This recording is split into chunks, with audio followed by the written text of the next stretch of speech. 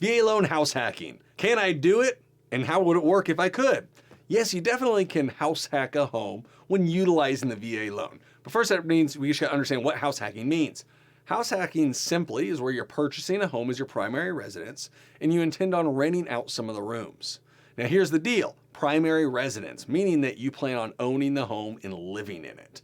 And as long as you're going to live in a home and it's going to be your primary residence, the VA loan will work. We will gladly lend to folks when they're purchasing a home as their primary residence. And if you happen to have some tenants, folks do that quite often. That's an okay thing as long as you're living there. Because one misnomer is some folks assume, hey, I can use a VA loan to go buy investment properties. You can't. But you can use a VA loan to buy a primary residence. And if you rent out some of it, okay, but you're living in it. The key is you're living in it. And if you happen to buy a duplex, a triplex, a quad, VA loan works for that as well, because as long as you're living in one of the units, if it's a duplex, triplex, quad, then that counts for a VA loan. But the whole concept of house hacking really is more around, hey, I'm buying a home, I'm living in it, and I got some buddies that might rent out some rooms. And we see this all the time. So with folks that we're working with that are moving, especially to military schools, so that could be the AFIT for the Air Force, Naval Postgraduate School for those in California and the Navy, or if you're coming to Kansas, Fort Riley, stuff for the Army,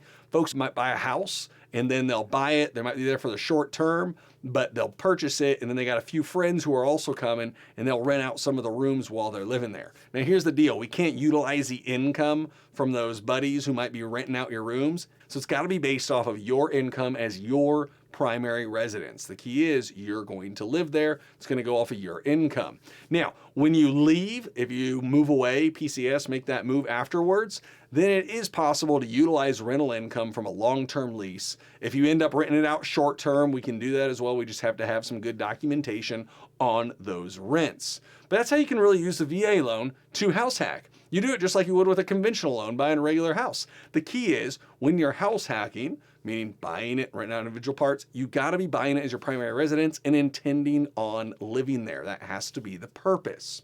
If you got some buddies who are there with you helping make it happen, all the more wonderful. Just know that when we qualify you, it's going to be based on whoever is on that loan. So if you're buying it to house hack and you're the only one buying the home, it's going to be solely of your finances, and we can't utilize what you estimate to rent those rooms out to different friends. That can't work because it's got to be just done off of your income. But once you leave, the income can be utilized as long as we have it well documented through a lease, or if it's short-term stuff, as long as we get it documented on some tax returns, we can be in good shape. And another thing you really want to consider if you're doing house hacking though, is that technically it's like you're doing mini rentals within the house. So you got to be aware of who you're bringing in. Some folks assume house hacking is just wonderful. It's the best thing ever. It's how you can offset your income, make more money. Wonderful. Yeah, there are a lot of benefits, but remember, you're still essentially a landlord. So if you end up inviting one of your friends in to live within one of the bedrooms within the house and they're renting it from you, I mean, if they decide to essentially be a squatter, not pay in stuff, you run into the same things that typical landlords will run into when they're renting out single family homes. So just be aware of that. You run some of those risks. And especially if it's a close friend, it might be a little odd, but you really want to maybe work on trying to make sure you have a lease agreement, something in place that helps protect you. So know that while there can be a lot of benefits to doing house hacking, there also are some potential drawbacks, and you need to make sure you prepare for those to mitigate them. Understanding that tenant relationship is big. So outlining a lease or some form of agreement with them is one major thing you want to do. The other thing is just knowing, hey, who's taking care of utilities? Like, for example, when I was in the Air Force, when I first got in, that is what I did. I purchased a nice house, and then one of my best friends was coming out to the same base with me, and we got a house, and he ended up renting from me, essentially house hacking the house, right? So I bought the house because he wanted to see if we could get a really nice place with our BAH, our housing allowance. I wanted to see if we get the smallest place and split it. Our agreement was I'll buy a nice house, he'll rent from me, and on we go. It allows me to start building my rental portfolio, him to get a nicer place at a little lower cost, and me to have someone help pay for the mortgage and make it work. But the deal is, I know also going to that relationship when we did that, we also didn't realize, we got to talk about some other things. What about utilities? What if we did have some issues with maintenance and work on the home? So oftentimes when you're doing this house hacking, you want to outline those things clearly, and that's where that agreement becomes really big. You want to talk about the responsibility of when rent is due.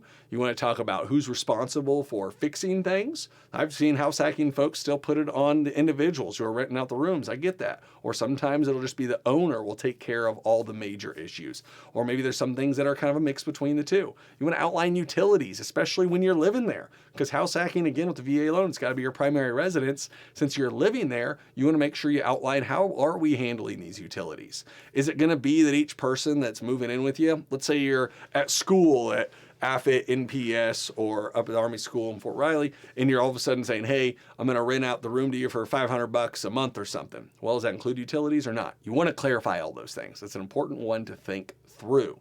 But overall, if you can get it done and do it well, yes, house hacking can have some wonderful benefits. The experience that I personally had with that was it allowed me to save up funds, because now all of a sudden my mortgage was offset and I could save up my additional housing allowance to prepare and go out and buy the next rental property that I did purchase. And then it blossomed into another one in small apartments and grew from there. And that was all because I did take that house hacking step.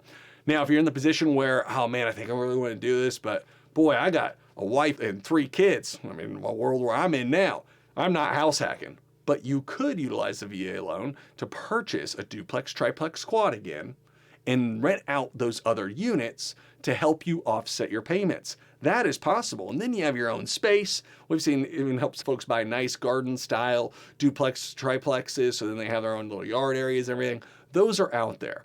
Just know that is another way that you can kind of do the same thing as house hacking, like true house hacking, but do it when you might have some additional responsibilities in life, or you just don't want someone walking in the morning while you're drinking your coffee and they're walking in on you too, and it can just sometimes be awkward. Buying duplex, triplex, quad, one of the ways of doing that while still utilizing a VA loan as a primary residence. My name's Evan Kaufman, your VA loan originator. Hope this helps you go out there and win a home with a VA loan. Take care.